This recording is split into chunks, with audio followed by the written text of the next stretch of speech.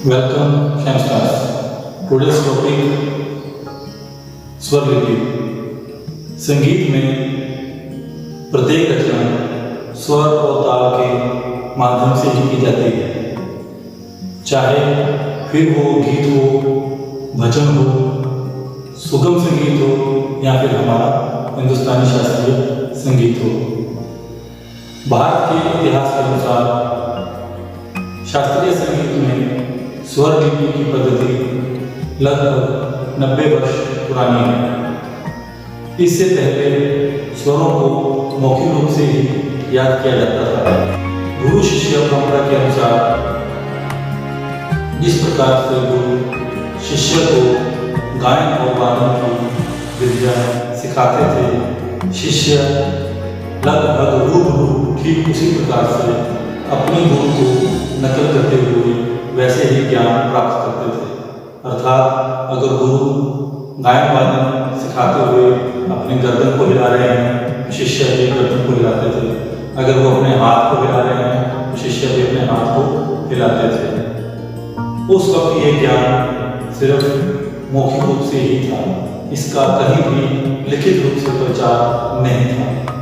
लगभग 90 वर्ष पहले इस विद्या को लिखित रूप में हिंदुस्तानी शास्त्रीय संगीत के विख्याता पंडित विष्णु नारायण भातखंडे जी और पंडित विष्णु दिगंबर पुरस्कर जी ने इसका निर्माण किया।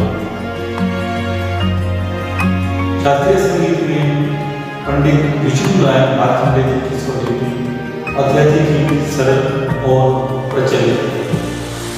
आए इस स्वर लिपि को किस प्रकार से लिखा जाता है और किस प्रकार से इसको पढ़ा जाता है, यानी कि इसको पहचाना जाता है, इस वीडियो के माध्यम से इसकी परिभाषा से इसको देखें और समझें। जब किसी गीत या भजन के शब्दों को स्वर और ताल के साथ लिखा जाता है, तब उसे स्वर लिपि अर्थात नोटेशन कहते हैं। स्वर लिपि का लिखना। किसी भी स्वर लिपि को लिखने के लिए विशेष चिन्हों की आवश्यकता होती है। भातखंडे स्वर लिपि में प्रयोग होने वाले चिन्हों का विवरण कुछ इस प्रकार से है। शुद्ध स्वर का लिखना, जैसा कि आप देख रहे हैं, जिन स्वरों के ऊपर कोई भी चिन्ह ना हो वह शुद्ध स्वर होते हैं, जैसे कि सा रे गा मा। कोमल स्वर।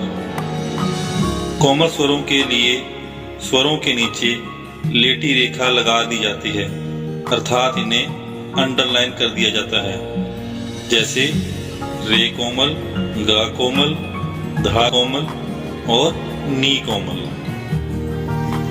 तीव्र स्वरों को दिखाने के लिए इनके ऊपर खड़ी रेखा लगाई जाती है, जैसे म तीव्र। मंदर सप्तक के स्वर। मंदर सप्तक के स्वरों के नीचे बिंदु लगाया जाता है, जैसे म, प, ध, नी। यदि स्वर कोमल भी हो और मंदर सप्तक का भी हो तो उसे इस प्रकार लिखा जाता है, ध कोमल अंडरलाइन किया हुआ और नीचे बिंदु, यानी कि मंदर सप्तक का स्वर। इस प्रकार से अगर स्वर लिखे हों तो वह स्वर मंदर सप्तक के स्वर कहलाते हैं, अर्थात उन स्वरों के नीचे बिंदु लगाई जाती है। तार सप्तक के स्वर।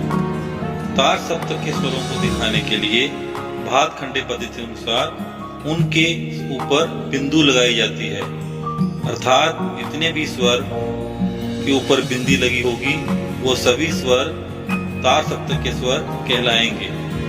यदि एक ही स्वर पर एक या एक से अधिक मात्रा तक रुकना हो तो जितनी मात्रा रुकना हो उतनी ही डैश का प्रयोग किया जाता है, जैसे सा डैश, गा डैश, मा डैश डैश डैश। इसे कुछ इस प्रकार से गाया व बजाया जाता है, सा गा। अर्थात अगर एक डैश है तो पहले के स्वर को एक मात्रा आगे बढ़ाना, अगर 3 डैश है या उससे अधिक डैश है तो उतनी ही मात्रा पहले के स्वर को आगे बढ़ाना। जैसे सा, आ, मा।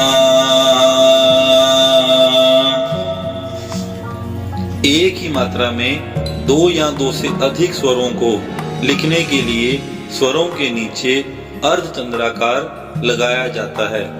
जैसे गामा, पमगा, अर्थात इस प्रकार का चिन्ह जितने भी स्वरों के नीचे लिखा होगा या जितने भी स्वर इस प्रकार के चिन्ह के अंतर्गत आएंगे उन्हें एक ही मात्रा में गाना या बजाना होगा। जैसे गामा, पमगा। यदि गीत के किसी बोल को बढ़ाकर गाना हो तो अवग्रह का प्रयोग करते हैं। अवग्रह मीन्स स्मॉल एस। जैसे रा, स्मॉल एस और मा। अब इस रा को हम बढ़ाकर गाएंगे, राम। ताल में स्वर लिपि के चिन्ह कुछ इस प्रकार से दिखाए जाते हैं। ताल के चिन्ह उस गीत या राग में प्रयोग किए जाने वाले ताल के अनुसार लगाए जाते हैं। जैसे क्रॉस का निशान सम के लिए और ताली के लिए 2, 3, 4 आदि संख्या का प्रयोग किया जाता है और खाली दिखाने के लिए वहां पर शून्य का निशान लगाया जाता है। Thank you, Shamstars. That's all for today. You can drop your queries on the Google Classroom. Take care.